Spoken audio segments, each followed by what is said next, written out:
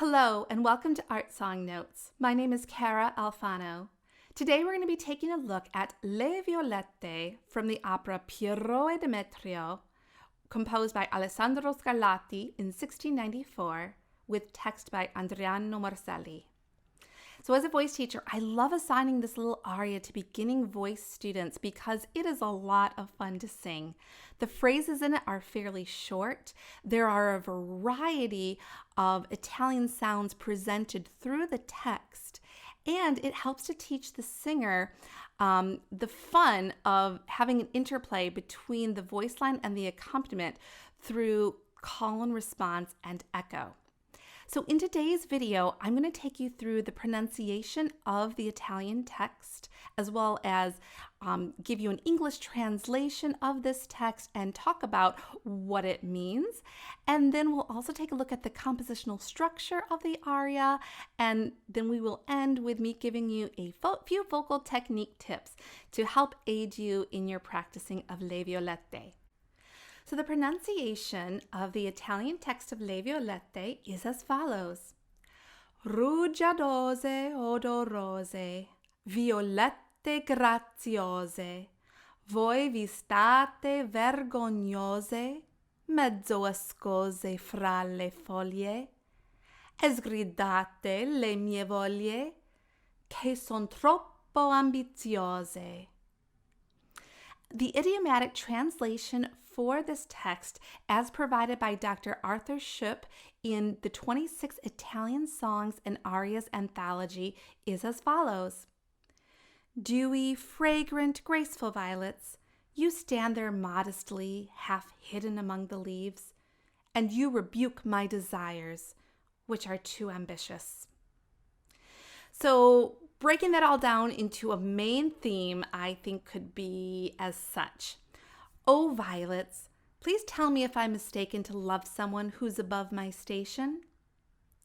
So in the opera Pierrot et Demetrio, this aria is sung by the character of Mario. He is walking amongst the violets, asking them if he is too ambitious in thinking that this nobly born woman could return his affections.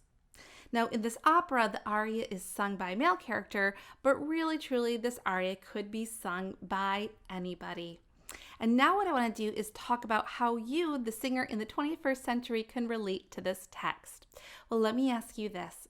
Have you ever adored someone who you think may be a little bit out of your league? How did that make you feel? Did it make you feel uneasy or nervous or confused? Or maybe excited or hopeful or ambitious, or maybe a combination of a lot of those different emotions. Well, what I would recommend is really tune into one or two of those emotions and have that going through your mind as you are singing Le Violette. I also want to leave you with one other picture idea. The text of the song also reminds me of that old idea of plucking a daisy or some sort of flower that has many petals, and you are plucking the petals off the flower one by one, asking, he loves me not. He loves me not. Okay, now let's take a look at the compositional structure of Le Violette. This aria is filled with fun and lively interplay between the voice and the piano accompaniment, which I would say represents the violets. We hear the opening melodic line presented by the violets in the piano accompaniment, and it sounds like this. Well, just a little bit later, when the voice enters, the voice picks up that melody with the words Rugiadose odorose. And remember, that text means dewy, fragrant flowers. A little later on in the aria, we get this really cool example of call and response on the text mezzo ascose fra le foglie, that goes like this. Mezzo ascose fra le foglie. And then right after that, we have this really neat example of an echo effect. Ascoltate le mie voglie. So this aria is filled with all these neat examples of conversation between the singer and the violets. And we can almost hear that playful, taunting tone of the violets through the piano accompaniment. So now let's go on and let me give you some vocal technique tips that could help enhance your practicing of Le Violette. Vocal technique tip number 1 has to do with some diction warnings. The first one has to do with the word rugiadose. Make sure you do not pronounce it as rugiadose, but rather rugiadose. The next one has to do with the words voglie and foglie. Again, be careful not to add an extra vowel in there, volie and folie, but rather there's this beautiful glide, voglie, foglie.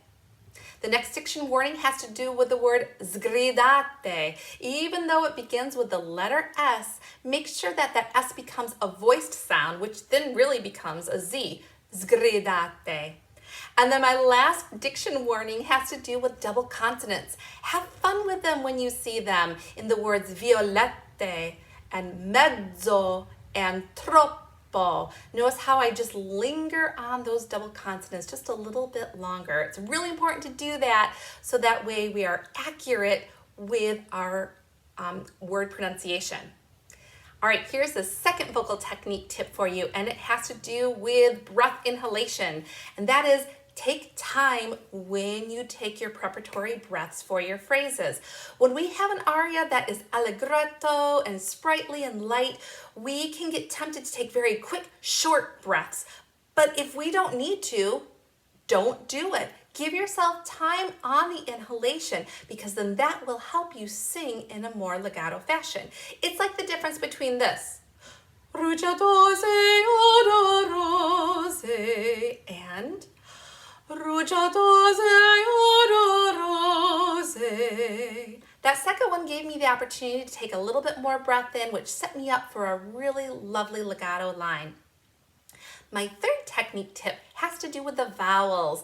Make sure you don't clip those vowels off prematurely.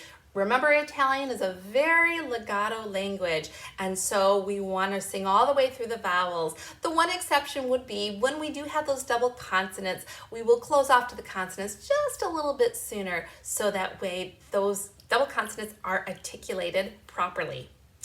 My fourth vocal technique tip has to do with phrases that begin on a higher pitch, such as ascoltate le mie voglie, che son troppo ambiziose. Notice how I really lifted my soft palate and I created a lot of nice high space in order to sing all the way through those vowels. And then my last vocal technique tip has to do with simply having fun while you sing this piece. I know sometimes singers can get a little bit nervous about timing issues in this aria, and it is very important to be precise in your timing, but just make sure you spend the proper amount of time studying this aria, practicing it, so that way when it comes time to perform, you can simply have fun. I hope you found this video about Le Violette helpful in your study of this charming little Italian aria. Please check out some of the other videos here on my channel, and of course, I encourage you to subscribe to this channel. Until next time, happy singing!